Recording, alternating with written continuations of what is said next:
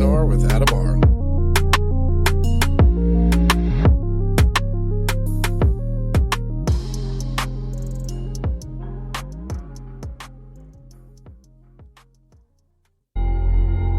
This episode of 3 PNR is featured on the UnX Network.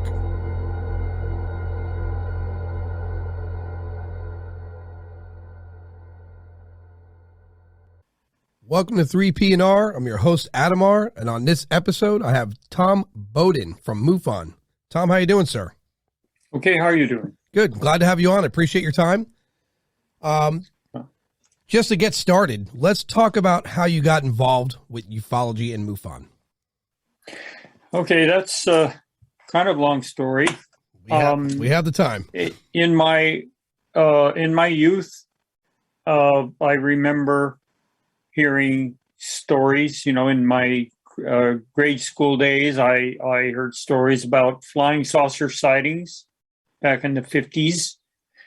And when I was in college, I found books in the college library. I worked in the college library, and one of my jobs was what they call reading the shelves. And that's where you take a section of books, you're assigned a section of books, and you need to go through those sections and make sure that everything's in Dewey Decimal order. And in the process, I would get interested in seeing some of the books that were there.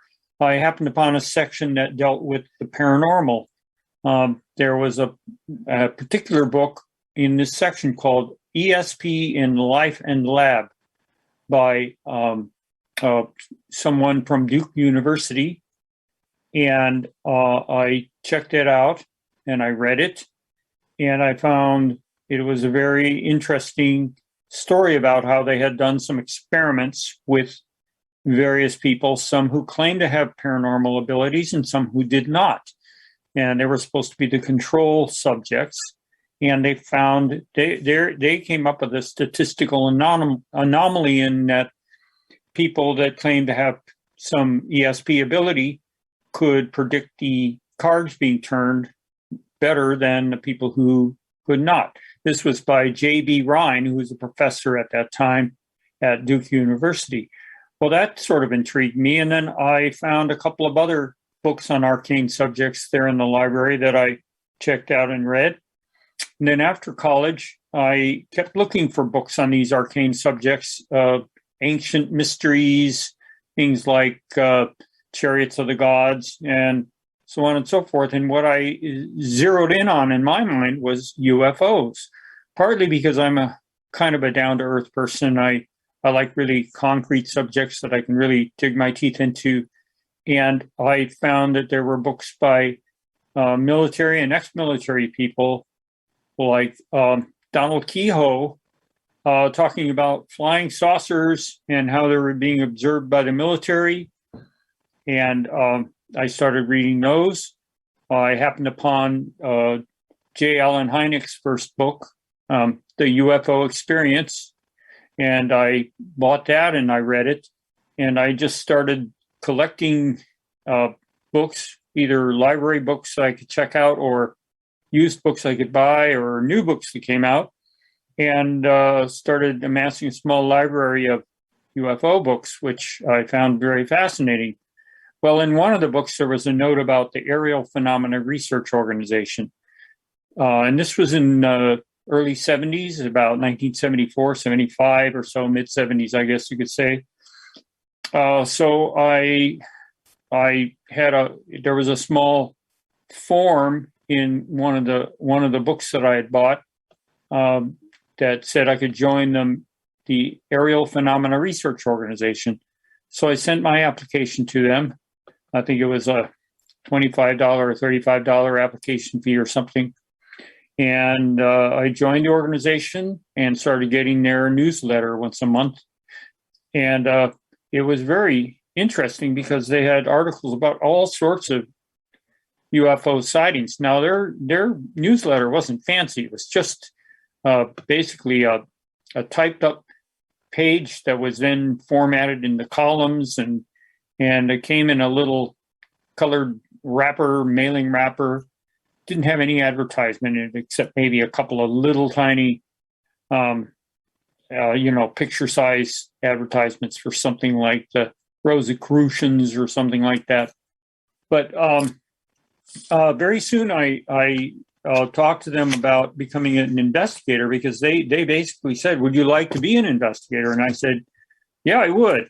And so I sent them a picture, and they sent me back a laminated card with my picture on it and said, okay, now you're an investigator.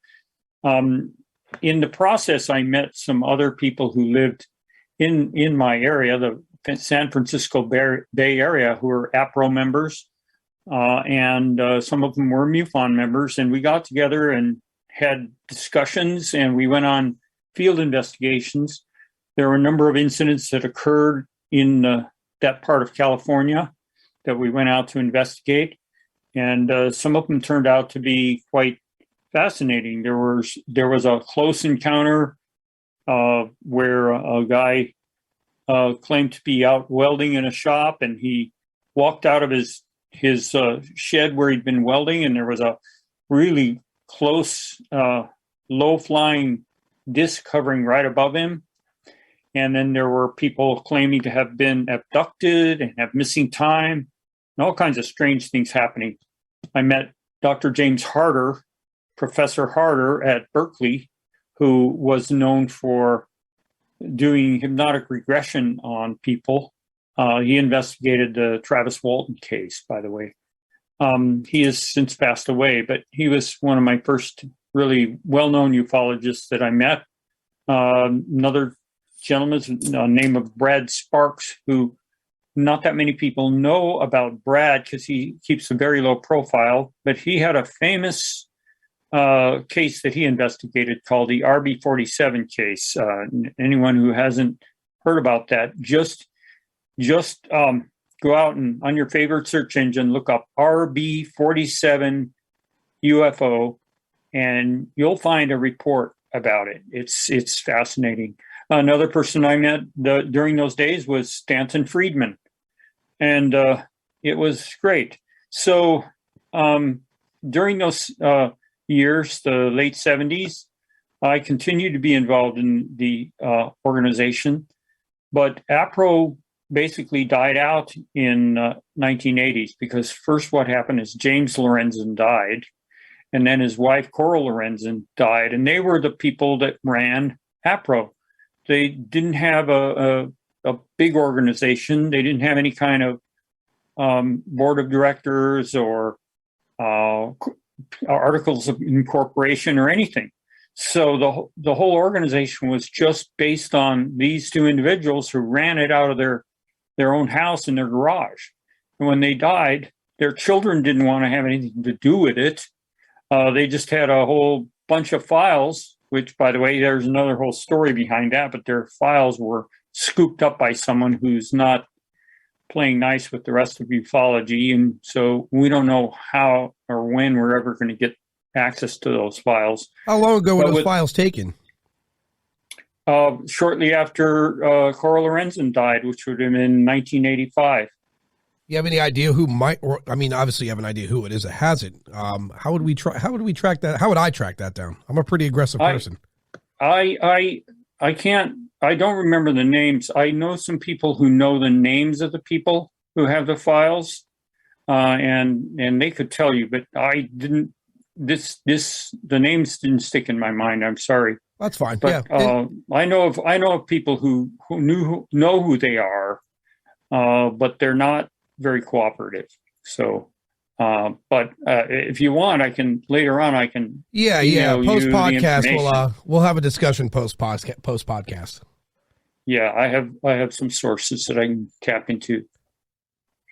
So anyway, then I went through a period of time when I wasn't actively involved. After APRO died, my children were born, and I was involved in being a dad and all that stuff. But I was still very interested in the subject, and I would watch television shows about it if they came up, and I would watch for articles in the newspaper. I used to read the National Enquirer because Robert Pratt was an excellent reporter on the subject of UFOs. He did some legitimate reporting on UFOs through the years, even though if it weren't for that, of course, I would never buy the National Enquirer. It's usually full of garbage. But those UFO articles by Robert Pratt were the real deal. And this is not stuff about, Hillary Clinton's alien baby and all that nonsense. These were actual That reports. has a lot to do with because at that time, not a lot of news outlets would want to have the subject. And so he had probably really good information, and that was his only outlet at the time, right? Well, that's probably true. But, he was, it was a job for him that he was getting paid, I assume, being paid quite well. The National Enquirer always did want sensational stuff in their paper, and they would take his articles and probably put a few extra, adjectives and adverbs in there to make everything sound really jazzed up. And but the reporting that he did fundamentally was very straightforward and sound. And he was a really good reporter. So then fast forward to 2000, like I say, I'd been reading books and so forth about UFOs all these years. Around the year 2000, I said to myself, you know what? I got to get back into UFOs. And so I checked out MUFON, and I said, I'm going to join MUFON.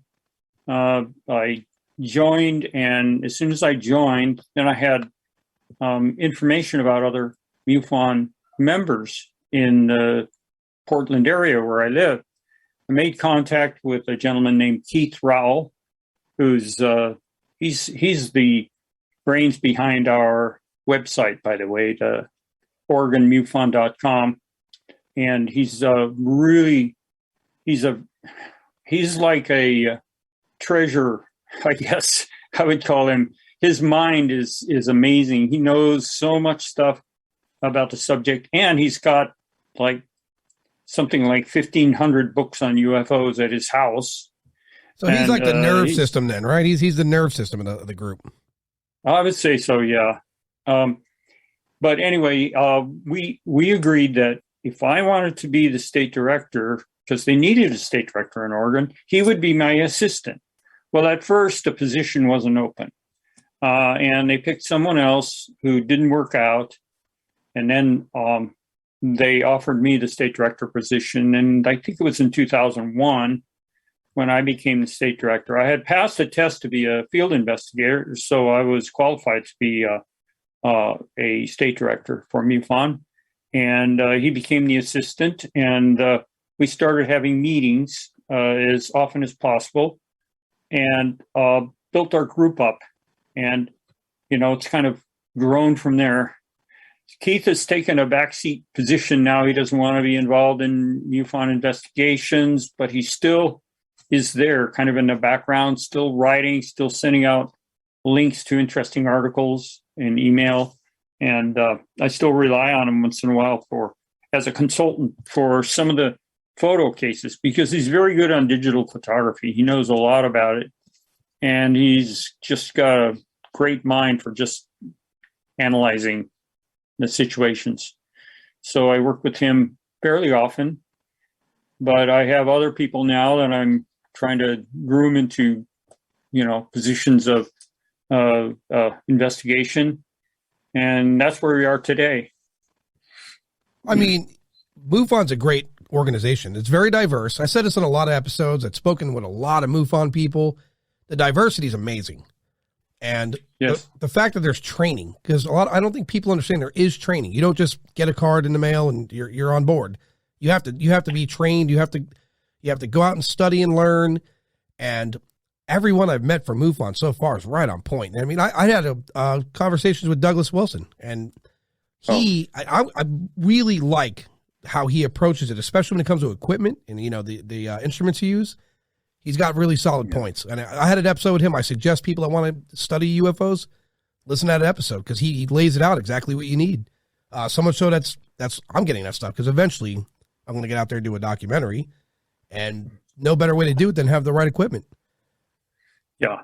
Doug's pretty sharp. He's really jumped in to fill in for a really important position with MUFON. He's like the head of our investigative staff, director of investigations, and he's doing a great job at it. He and I are pretty much on the same page about almost everything. There's very little we don't agree on as far as the nature of investigation and how to make decisions about what's a UFO and what's not a UFO and so on and so forth. But we're really glad to have him on board. Yeah, he's got a really good approach. I like Doug. Yeah. In all your years so far of investigating, what have you come across that you feel is, no doubt that's something abnormal? Oh, there have been many cases. There's no question about it, that there are a lot of cases that have blown my mind. I can think of a couple of, let me go over a couple of triangle UFO cases, because some of these tend to be, there's a lot of them that have a tendency to be very close up sightings. Had a gentleman who was back in, let's see, what year was that? That was 2003, I think it was. Gentleman driving from Gresham toward Portland. He was still in Gresham, and that's where I live, in Gresham here. He was headed toward Portland on Division Street, which is a major thoroughfare that goes from the east side here over in Gresham into Portland. And he was at a stoplight, and he noticed an odd light off in front of him, but just a little to his left. And he watched it while he was waiting at the stoplight, and he says, that looks a little weird. At first he thought it might have been an aircraft, but he thought it moved strangely. So as the light changed and he started going, he kept glancing over to it as much as he could, considering he was trying to watch where he was going, driving. And he went a few blocks, and he said, that really does look weird. So he hung a left into the neighborhood and went on into the residential streets and kept glancing. Now, this neighborhood has a lot of very tall Douglas fir trees, which is a tree that's everywhere in this part of the world. And he kept seeing these lights through the trees that weren't moving like a normal aircraft. So he finally got to one of the streets that was parallel to Division, and he turned left again, and he came back, and there was this black triangle with lights at the corners facing, pointing downward, practically right in front of him, at maybe about a 30-degree angle, through, you could see right through his windshield of his car. And it was just maybe 2 to 3 blocks away from him, we think. And I'll tell you how we know how far away it was in a minute, because we got more information on this case than you would believe. So he stopped because he was on a street. It wasn't a busy street, so he just stopped, and he thought, well, I'd like to get a picture of that. And he thought he had a camera in the car, and so he started fishing around behind him on the footwell of the back seat, looking for his camera. And before he could get his hands on the camera, the object just did a flat rotation and took off. Well, a plane, when it turns, it banks, right? Because of the way the wings, the airfoil, and everything works. Right. Well, these objects, they don't bank when they turn. Usually, they make an odd movement, or they make a flat rotation. And when it did this, it just started zooming to the left, to his left. And so at that point, he decided he was going to try to follow it to see if he could get a picture. So he goes up to the corner and turns left to try to follow it. But the street he turned on had speed bumps.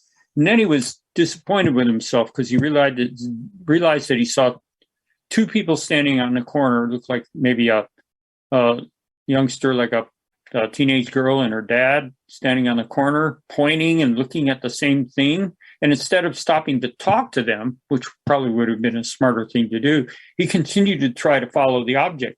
But he had speed bumps to deal with. And when he got to Division, which is a major thoroughfare, the traffic was heavy, and he didn't get a chance to turn left right away. And so he's sitting there watching this object head off to the northwest and disappear basically in the distance. and he saw it just had two red lights on the back end of it, and he never did get the picture.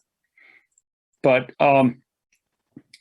he drew me an excellent hand drawing of it, the sketch of it, and he did a little video of what it looks like. It turned out this guy was a professional animator.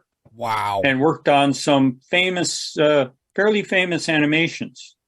And he had the ability to give me some really good renderings of it. And then I took one of his sketches and I made it into a poster. And I put it around the neighborhood thinking, well, if there's other witnesses, maybe they'll come forward. So I put it around the neighborhood on the various telephone poles and things. And at first I didn't get any kind of response except for a couple of crank calls. Like my wife said, one guy called and says, "Hey, I saw your Swiss cheese, ha ha," hung up. Per usual. Yeah. Right. Because this was like a triangular object with the circles in the corners represented the lights, right? He had just done this wireframe diagram. Well, finally, this woman calls and she says, I think I saw the thing that you are asking about in your poster. I said, really? When was it? And she described the date and everything. She said, yeah, it was the Friday night before Labor Day. And that was the correct day. And she said she was sitting out in her yard getting stuff ready because they wanted to have a yard sale that weekend. And as she was sitting there, she said that something went over her and she felt her pacemaker flutter, which is, like pacemakers are susceptible to interference from things like metal detectors. Yeah, RF like magnets. Yeah. Right. And so she felt this and also saw a light kind of shining from her upper right. And she looked up and there was this black triangle gliding smoothly over her. And it went off in a little, a few blocks up and then just stopped. And she said she saw it just sitting there and then all of a sudden it seemed to disappear. And so I looked at the time that she stated and the location and everything, and I realized she was like 2 blocks from the first guy at the same time. And so what I was able to do based on some angular elevation measurements and compass directions I got by having her show me where she was in her yard and where the trees and utility poles and things were in her viewpoint. And we got an angular elevation and a direction.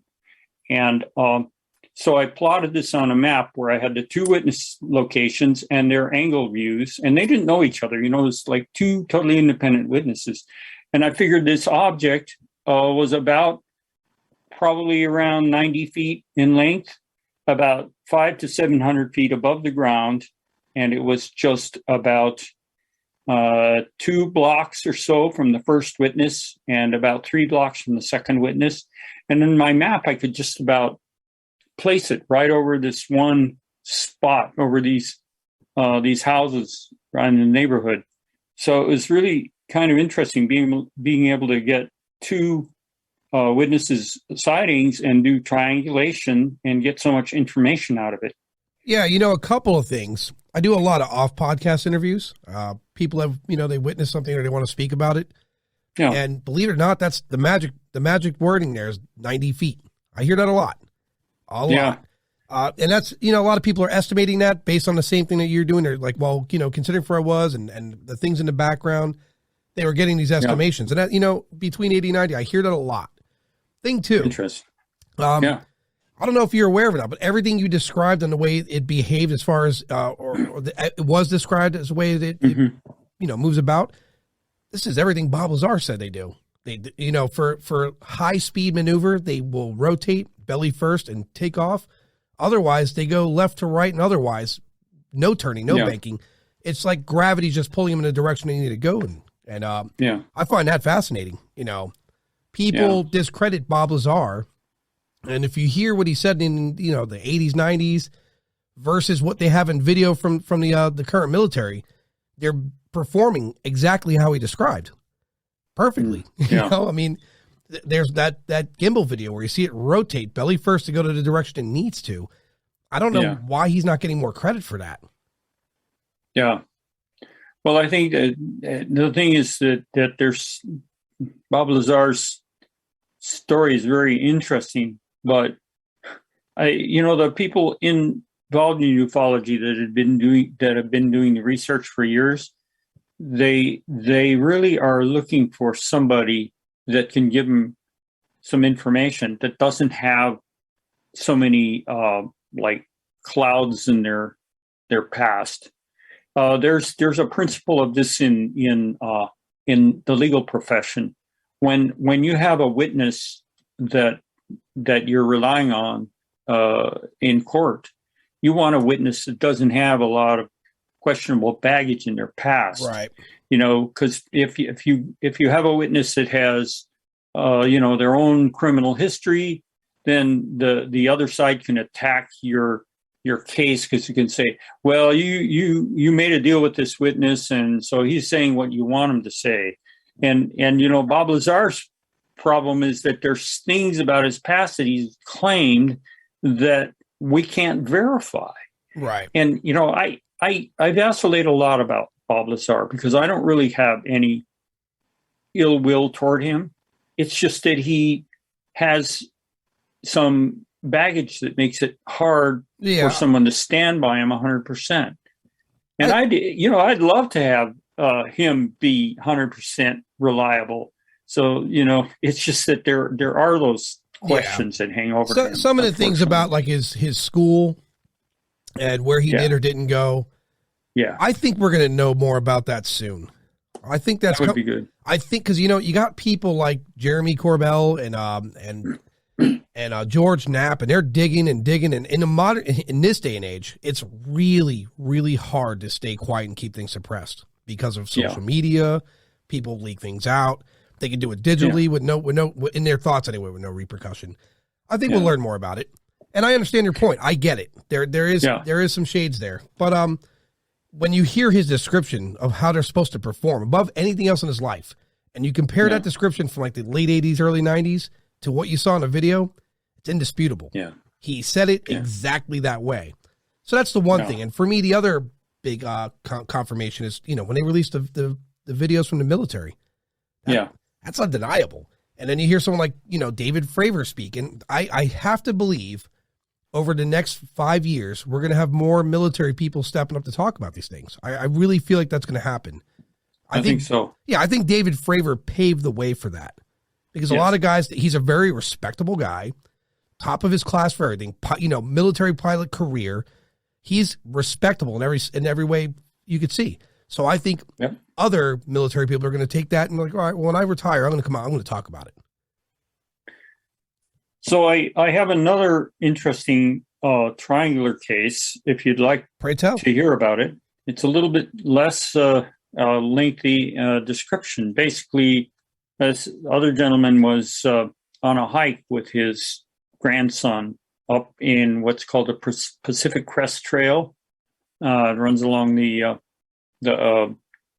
peak of the mountain range here, and they'd had a big day of hiking, and the grandson was asleep in his tent, and the gentleman was sitting out by the fire, just doing what he said was a meditation he often does, just to meditate on his place in the universe, as I think he stated. And he suddenly got the feeling that there was a presence of some sort near him, and he looked up, and there was a very large triangular object hovering just maybe 100 or so feet away, and above him. And he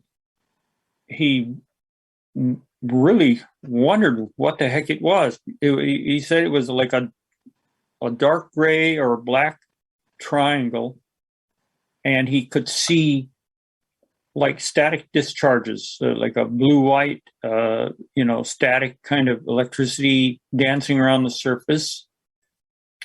He had a strong flashlight, LED flashlight with him, And so he shined the flashlight at the object, but he said it was like no reflection. The light didn't reflect it. It was like it absorbed the light, and he just couldn't figure out what the heck he was looking at. So he gets up and he starts walking toward it, and he has this idea. I wonder if and he had a handgun with him. And he said, I wonder if I fire a handgun at that thing, if the bullet would bounce off or what. And as soon as he thought that thought, I like this other thought came into his mind and says, no, that's a really bad idea. And so he didn't try anything like that. But he said, as he walked closer to the object, it started to make him feel like his insides were vibrating. It's like he compared it to being at a really loud rock concert and standing right in front of one of the big speakers and having your whole body just vibrated by the sound from the speaker. You can get a feeling for what that's like. And he said it was so intense, he almost felt like it was going to make him lose control of his bowels. And it was so intense. He had to step away, and he went back to sitting by the fire and watching this object and just wondering about it. And I asked him, if he saw it leave. And he said he doesn't remember it leaving. He just thought that he watched it until he got tired of watching it and then went to bed. That's the story he told me. That sounds like missing time. Yeah, and that's my interpretation too. He didn't admit to that, but often it's very hard for people to deal with these situations. They'll come up with their own interpretations. Yeah. And sometimes their interpretations of what they experienced are sort of a cover story in their mind for what happened. Yeah. But I still, I occasionally have touch with this guy. He lives 2 blocks from me. I only spoke to him in person this one time, but I expect I'll be talking to him again someday. Yeah. I have this thing, the onboard computer we have, which is our brain, will protect you in high stress situations. It will legitimately erase situations. This is found in a lot of things, murder cases. This is found in car. Like, you ever get in a car accident, it's like slow motion. You hardly remember the event itself. You know about the afterward, and you know about the just before. But those moments in between, it's like slow motion. You have small frames of what's going on. And our computer in our head protects us from that trauma. I think that's probably true. I everything I speak on, I speak in theory. I've never witnessed anything. I started this podcast mainly because I want to build a network with people like yourself. I'm going to get out there and do a documentary. If there's something to find, I find it.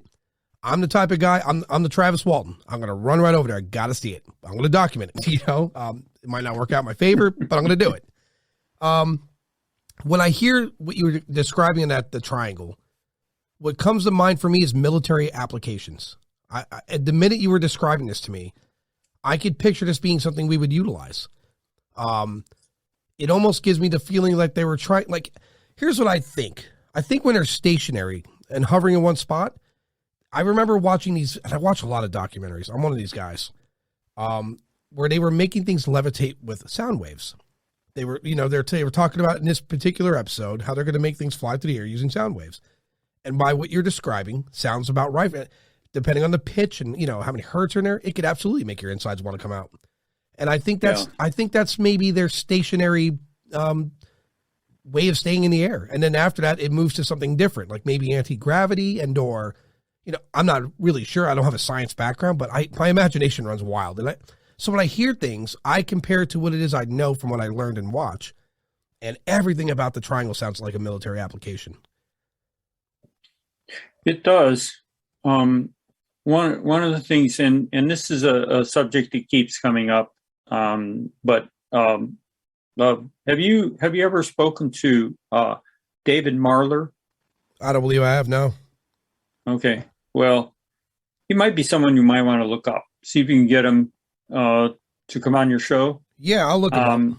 He's a really interesting guy. He's got a fabulous research center that he's basically built himself in his home down near, I think it's Albuquerque. Perfect place to do it. He's been a specialist in the study of the triangle craft for many years. He wrote a book about triangular UFOs, and that's kind of become his specialty. And he really knows it inside and out. And so I've heard all this stuff about the so-called TR3B. And so I asked him straight out, okay, what's your opinion about the TR3B? And he knew a lot about this subject. And he said the whole concept of the TR3B comes from one guy. And I don't remember the name he quoted me, but it was one person that came up with this idea. And he says the problem with the idea is that the concept of the TR3B only came up in the last few years. But triangular UFOs go back decades. Yeah. And so he said that the people that are promoting this idea of the military project, the DoD project, the TR3 whatever, they really don't know what they're talking about. They don't have the background that he has in researching that subject. So I have to say, yeah, it does sound military. And the other thing that I always say when people start talking about that is this a Department of Defense project? I say, why would our military test stuff like that over residential neighborhoods and cities where there's all kinds of people that can, see them? That doesn't make sense. Well, I kind of have an answer to that, actually. Yeah. What better scapegoat to go test your product out over residents than the scapegoat of the aliens? Now we can find out what it can do, how can we sneak around, and if people see it, it's the aliens, and then we'll deny it's the aliens, and then they'll definitely think it's the aliens. You know what I mean? Yeah. It made that. But it's still hard to imagine that back, decades ago, when frankly, the technology of our Apollo missions that went to the moon, right? They were really old school technology. Yeah, very primitive. Yeah. And, even the computers they used were so clunky compared to even what's in your mobile phone today. To think that our military or even our defense contractors could have been creating anti-gravity craft in say the 50s and 60s, it doesn't really, you really can't. Yeah, you got a good point. Argue that, it just doesn't make sense. I think our better applications would absolutely be applied to NASA in that era. I don't doubt that one bit. So when I hear people say, well, maybe our government's hiding it. When I say military applications on description, I mean for them, not for us. I mean, yeah. Here's, there's the triangle goes back millennia, right? I mean, it's been spoken about forever. And some are speculating it's even depicted in Egypt, right? Here's another object that has been spoken of since we were sailing boats over here to find this country. The cigar shape, aka Tic Tac, that has been around forever. It has had many names. It is only recently where we had pilots close enough to describe it for what it really looks like, as opposed to what you saw lit up in the night or what you saw in the distance. This is an account up close and personal, so now you have a better idea. Because you hear that a lot, cylindrical shaped, cigar shaped. I remember being a kid fascinated by a subject, and even me, I was like, that's horse shit. That's crazy. That's too big. And then here it is. Yeah. The military sees it. And then even someone like me who's willing to believe had to take his own words back. Like, all right, well, there's proof. That's evidence. Yeah. And I was reading, imagine the reports from like the 30s, like, there's something going to have a cigar in the sky, right? You see these guys, but they're describing what the military saw. The gimbal has been described forever. And some people would throw dirt on that, but then now there's the military videos. You can't anymore. It's impossible. I'm not saying it's alien or otherwise. I don't know. But what I do know, it's definitely not ours. And I don't think China and Russia would suppress that. They especially China. They're the type like, look what we got. And then what are you going to do about it? Because truth is, what would we do about it? That's for sure. It's beyond our performance. So the best we could do is pray it crashes and we can retro engineer it. That's the best we could do in that scenario. Yeah. Moving forward for you in research, I guess let's compare two sides of this. I don't know if you've ever witnessed anything personally yourself or no? I did have one. The only sighting that I really think was a UFO was honestly not very remarkable. But the thing that made it more interesting was that there was another witness. And I mentioned Keith Rowell before. He and I were, in 2005, we were at a site where someone else had seen and photographed a UFO. And we were looking at the area and we were looking up at the direction where she had shot the videos, because there were like light poles along the interstate freeway right there next to the Willamette River in Portland on the East Bank. And as we were looking up and looking around, he suddenly looked up and said, "Oh, what's that?" And he pointed upwards and to the east. And I looked up, and just in time to see a little silver dot move around erratically and then go into a cloud, because it was a very cloudy day. There were some breaks in the clouds, but it was pretty much broken or overcast. Anyway, I saw it for maybe 1 second or less. Keith got a little better look at it, but I'm not a person that sees UFOs. What you find, and this is absolutely something that I have found to be very true, and I think you'll find other real UFO investigators will agree with this. There are certain people that see lots of UFOs.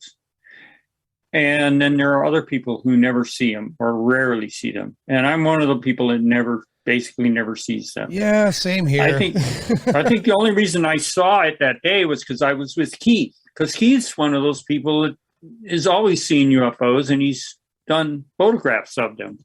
Now, when I say people who see a lot of UFOs, I'm not talking about the people who just think they see UFOs that turn out to be, misidentifications of planets and so on and so forth. What I have is I have one gentleman, I recently investigated his case. In fact, I haven't finished up on this one, but he and his daughter were driving near his house, and they saw this really bright red light. And at first they thought there was a wildfire. We've had a lot of wildfires out here in the West, and they were a little worried that it was a fire. But as they got closer to home, they realized, oh, that's not a fire. That's a red light in the air. And the daughter got a really good photograph of it. And when I looked into the guy, turns out he had like 7 previous UFO sightings that had all been investigated by other people here in Oregon. There were other people that worked with me in the past. And one of them, a woman named Deb Rooney, she works she's a assistant state director for Northern California, and she has written a book, and she included this gentleman in her book and talked about at least one of his sightings. And so he's one of these people that sees lots of UFOs, and I looked at all the cases. They were all closed, unknown. And in MUFON terms, that means UFO. That means we tried to explain it away, but we couldn't come up with a reasonable explanation for the case. So unknown means unknown flying object, if you will. Yeah, that's me. I'm that guy too, by the way. I haven't seen the one experience I had, and it's recent too. Maybe it's because I know I'm doing a podcast. I'm outside walking a dog, and it's a stormy day, and I live close to an airport, so I make room for that too. But what I saw was it was stationary in one spot. It was like bluish or aqua in color, round to the look, pretty far away, by judgment, the best I can anyhow. And I was like, I got to take a picture. So I get my phone out, and it was consumed by the storm. It didn't buzz off or fly away. It was just consumed by the storm.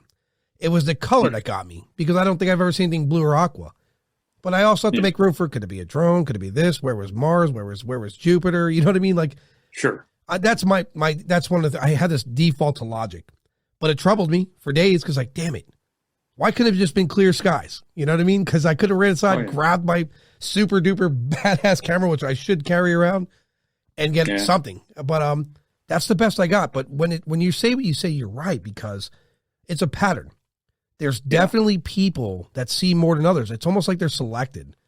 And so make no mistake, I'm doing this podcast. I'm making a network with MUFON people, paranormal people. I even speak to detectives on the show.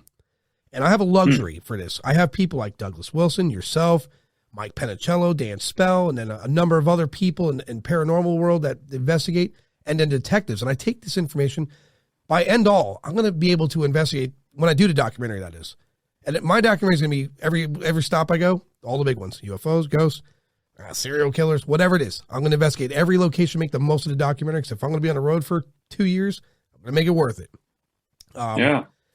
What I see though, and I speak to a lot of these people off podcast interviews because they don't have lengthy stories. I'd have to get like a bunch of them and doing, one at a time.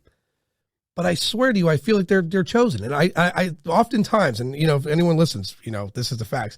I feel awful because I never get to see anything.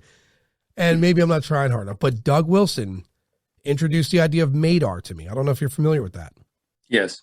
That is going to be a game changer. I mean, he's got to get more made. They're sold out, that I see anyhow. But what you get that running across the country, and then when there's a sighting, like, called in, everyone checks their Madar, and there's that confirmation. Game changer. Yeah. I think that's going to be a big difference in some outcomes. I think there's another whole aspect to the UFO phenomenon in collectively that's really important for people to understand, though, and that has to do with the paranormal side of things. Yep, I'm glad you're saying this. What we found is that you cannot really separate UFOs from the paranormal because of the way they behave. The things that happen with objects materializing and dematerializing, sometimes they split into, or multiple objects join into one. Then there's the people who have, contact experiences. They experience, telepathic messages. The kind of thing they'll describe is, oh yeah, I could hear him speaking to me, but his mouth wasn't moving. It was like a voice in my head. This is a recurring theme you find when you study the UFO literature, all these cases. And where I'm going with this is that when you try to understand UFOs on a strictly physical world level, you're never going to get anywhere. No, I agree. You have to really understand it in the context of the paranormal and what my friend Keith calls the transpersonal world, which is another kind of academic term for the paranormal, where there's something going on. And one of the things that some people ask is, well, why are these beings here? Are they here to get resources from our planet or what? And my answer to them is this: they're here for humans. And I don't mean they're here to necessarily exploit us, we hope. And it seems like if they were going to enslave us and exploit us, they would have subjugated us totally. It would have been done long before we got into nuclear weapons. When we were still in the Bronze Age. Somehow they're very interested in us. They want to know what makes us tick. They're observing us, maybe analyzing us, maybe doing experiments of some sort with us. I don't know the answers to these things. These are all questions that ping around in my head all the time.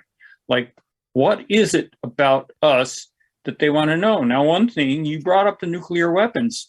There's a definite tie in there. If there's a lot been written about this by people like Robert Hastings and a number of other people. Robert Salas, by the way. The nuclear weapon connection is really important because when we started playing around with nukes back in the 1940s, the UFOs started showing up, and they started showing up around our nuclear facilities. Hanford and the area around Hanford, and Roswell was the base of the 509th Bomber Group, which had all the atomic bombs and the planes to deliver them. We got the UFOs visiting the ICBM bases like Minot and Malmstrom Air Force Base. That's here and abroad. That's happening, by the way, right? Oh, yeah. And it was happening in Russia.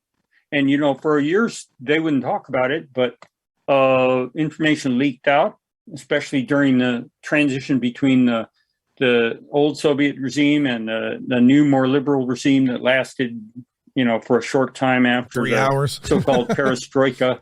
And now, of course, under Putin, it's a whole different thing. But we still have sources, people who have leaked stuff out. Yeah, like what did that Russian guy said? We almost went to war because of a UFO. They thought it was us. Like that was real. Like you could see. I watched his interview. I wish I could remember now. I just watched it. The look in his face, you could see he was like, yeah, that was like, you could see he meant it. That was real. We were going to go to war because there was an unknown object in their area, right by their nuclear facility. Yeah, and in fact, where we had nuclear weapons that were shut down in UFO close encounters, in Russia they had one that started a launch sequence on a nuclear missile, and they were really frightened because they didn't know what was going to happen. It was like they couldn't control it, and all of a sudden it just stopped. And everyone heaved a huge sigh of relief because they didn't really want to start a nuclear war. This whole nuclear thing, it seems like everyone wants to threaten to start one, but nobody really wants to start one, right? And of course, that's a very that's the idea. That's the idea of safety, right? That's the safety idea. Like as long as the threat exists, they won't try us, right? Yeah, you hope. So here I got a small explanation / theory on why they're here. I'll give it to you. Okay. Let's say you're walking in a park with a friend or a colleague or whatever, and you look down. There's an ant pile, and you see them driving combustion engine vehicles. They're flying little planes around. They're throwing bombs at each other. Or, actually rewind. They're out there with complex swords fighting each other. And we're like, wow. The minute you tell National Geographic that and the government, that park is closed. And that ant pile will be observed for the foreseeable future, right? Now, it's interesting because if you ever want the answers why they're here, just look what we do in the animal kingdom. We watched a pack of lions or a pride of lions for years, even to the new generations. It's because it's interesting and it's a study and we're learning. We don't get involved. Anyhow. Yeah. So now you're looking at the ants, and it's interesting, and some time passes. And, some people are watching them. One day, an explosion happens. And if we're going to go to scale, it's like 4 feet in diameter, but it blew up that whole 4 feet. And we're like, holy shit, what are they doing? Yeah. Now we're really interested. Now how are they making these? Why didn't we know about it? We got to observe how they're doing this. And should we stop it or should we get involved? That's really what it comes to, right? We're an interesting thing to watch. Look at our history, the wars, the romance, the cheating, politics. God knows politics is interesting. We're definitely something. We're the best channel they got, right? And then when it comes to science, you look at our physiology. That's interesting. Then, well, they're breathing air and they swim in water, and certain things on the planet, like there's intelligent mammals on this planet that they don't evolve because they don't have they have this amazing brain, dolphins. They have no fingers, no feet, they're stuck into their environment. Imagine a whole planet that's water, and it's a really intelligent race of beings, but they're stuck because how do you get out of the water? How do you propel yourself out of the water? And then after the water, continue to the sky, and you know what I mean? So we're very interesting to watch.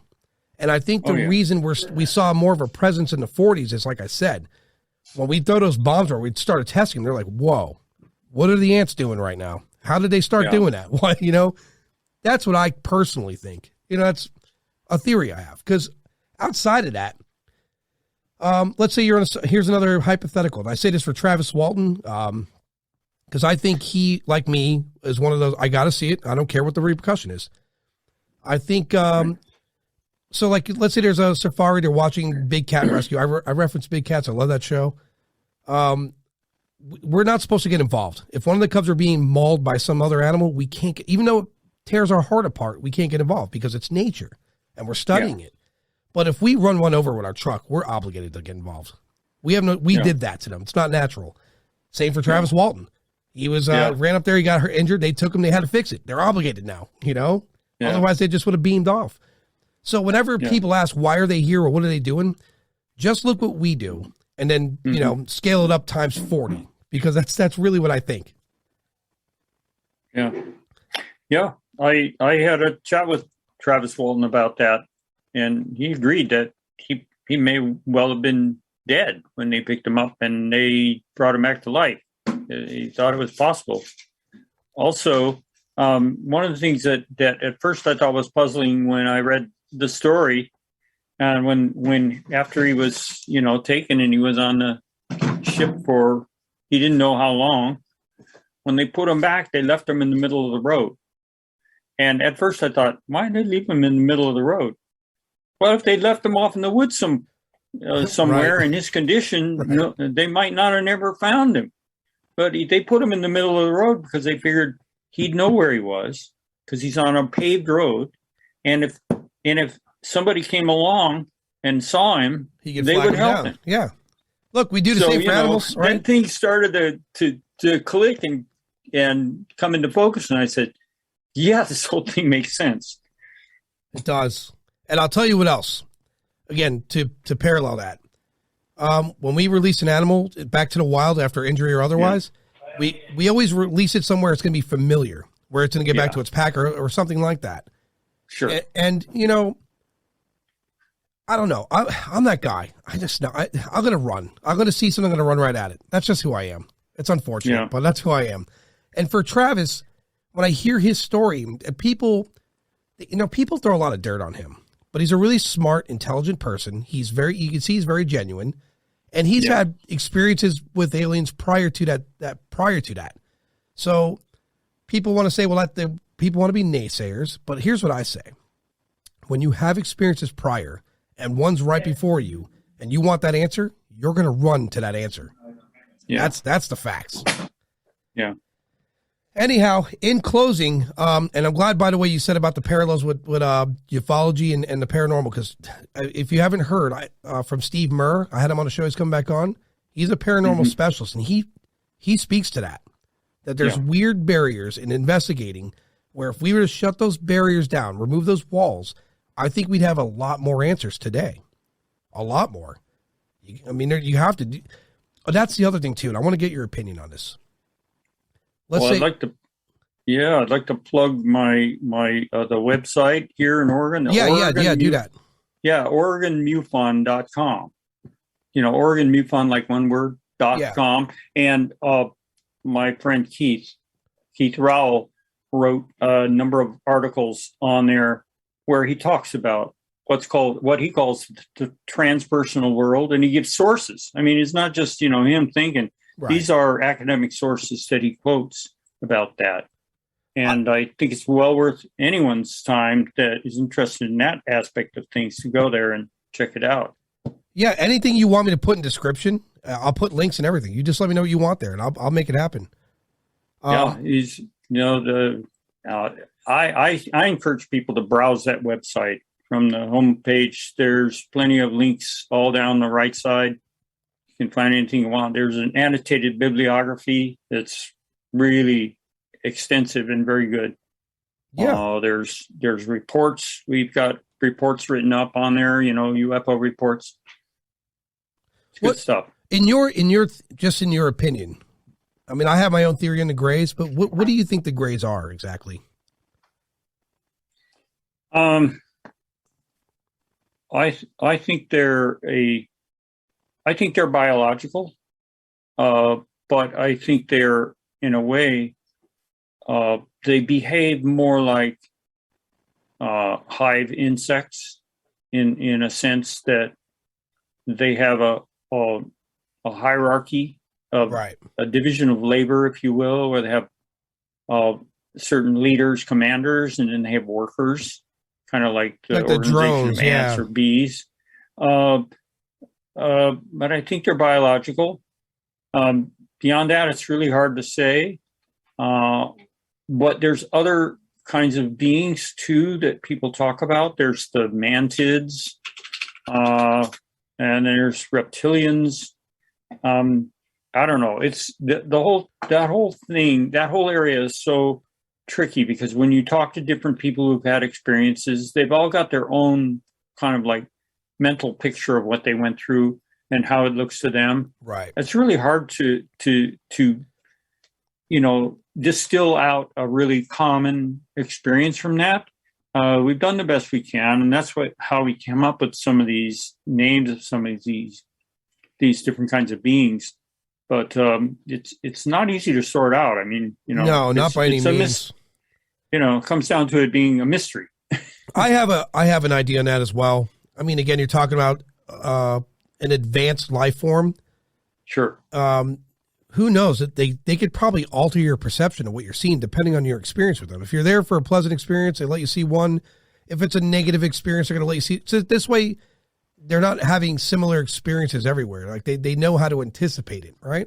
That's one thing. We have a name for that. We have a word for that. Call it screen memories. Right. That's where the person, it's like an image is projected into the mind of the experiencer of something that would be more pleasant to them. Somehow the beings can tap into their mind and they could say, how can we look to them that won't be upsetting or disturbing? I mean, right. there was one case where the guy had an encounter with a 6-foot-tall squirrel, a furry squirrel that talked to him. And we feel that's a screen memory. He was less put off by a furry squirrel than he was by a strange looking alien being. So they somehow put that in his mind. Right. Yeah, that makes sense. I mean, I would do like if I was going to a doctor as a kid, like I said this in life, if I'm going to get surgery, what can you do to make me think I had a wonderful experience after? Right. Yeah. I mean, I think that way. It's crazy. That's the other thing too, like the orbs. That's another thing between the paranormal and ufology. The orbs. I think those are drones or it's something that goes ahead to kind of do recon. Every time I hear about the orb, it's a benign experience. It's just kind of floating around, and when it's done doing what it's doing, it's gone. You know what I mean? So to me, that sounds like the behavior of if I revert to military applications, something to go out there and do recon. Because I think every craft that you're seeing has its own purpose, like our cars, trucks, and vans. Oh, I'm sure. So I don't know. It's this subject. It's fascinating. I'm glad I'm in it. I got back into it, again, teens, 20s. I didn't really give it a second thought. So I was shooting pool. And then you have 2017 roll around. The images from the military come out. That captures my full attention. And when those came out, for me, it's confirmed. We don't know what it is, but it's there. Yeah. And I don't personally think the government's actually covering something up. I think their pride's. I think there's two prongs. One, their pride's hurt because they don't know what it is. Two, perfect scapegoat for whenever they want to fly something around or try something new. Oh, yeah. And that same scenario. Oh, it's the aliens. Well, it's not the aliens, and so on and so forth. I think it's played out that way, personally. Well, I think if I could take it one step further, they're also the ones who are really in the know, who have really, have lots of the information in front of them. They're a bit afraid of it because they're dealing with a power that's so beyond what we understand and can get our arms around. They really don't know how to handle it. And that's a hard thing for them to admit to the public because, they're supposed to be in charge of our defense and all that. Right. So how do they go up into the public and say, there's these unknown objects flying around here. We have no idea how to defend you against them. They can do whatever they want. They don't obey any of our rules. So you're on your own. That can cause major insecurity both in nation and government. That's right. Because again, you look at people now and they see different things divide people amongst us, let alone not, so. Oh yeah. There's a lot of factors there. And you have to be a responsible leader in government to say, how do we feed them this information? And again, the reason I think they are starting to come out with more and more of it, not just the idea that, it's 5 years now, some more guys are going to retire to speak, but more and more private industry are going to space. A lot. There's the Elon and you got Bezos and Virgin. And before you know it, there's other billionaires like, well, I want to join this game. Like the billionaire game of who goes to what planet. And before you know it, there's going to be these people that are witnessing this and they don't have any kind of oath to hold up to, right? They're a privately owned organization. They'll say what they please. And God knows if Bezos sees it, there's going to be a Prime channel about it in a heartbeat. He's not going to worry about national security. He sees dollars. So it's true. It could. There's a lot of flaws and a lot of negatives, but there's some positives. We have to, I think we as a species need to get along better first, right? We need to remove racism, remove divisions. Like we have more reason to divide than we do to come together. And even under the like Reagan said, the threat of an alien invasion, you know how we are. We're gonna link hands. We're gonna be like, all right, we're team us, and then when it does go away, if we do win, we're gonna go right back to what we were. It's our nature. So hopefully we get it under control. Yeah, whenever I get in a discussion with someone who thinks the aliens are all benevolent and they're here to save us from ourselves, I say, wait a minute. We got to clean our own house. Don't rely on somebody else to take care of that. We got to take care of our own business. By the way, for those people, you tell them, like, we are still the most interesting channel they have to watch. I don't think they're going to intervene, so let's be honest. We have all the goodies here on Earth. They're all tuned in, I promise. Yeah, it's quite the show. Anyway, Tom, I enjoyed speaking with you. I had a great conversation. I'm definitely going to, we're going to contact one another in the future because, again, like I said, I'm going to be out doing a documentary, and that's why I'm building this network. So when I go to that area, I know where to go point the camera and potentially run into danger. Great. So, well, thanks for having me on. Indeed. I appreciate your time, and we'll definitely talk soon. Okay. Well, take care.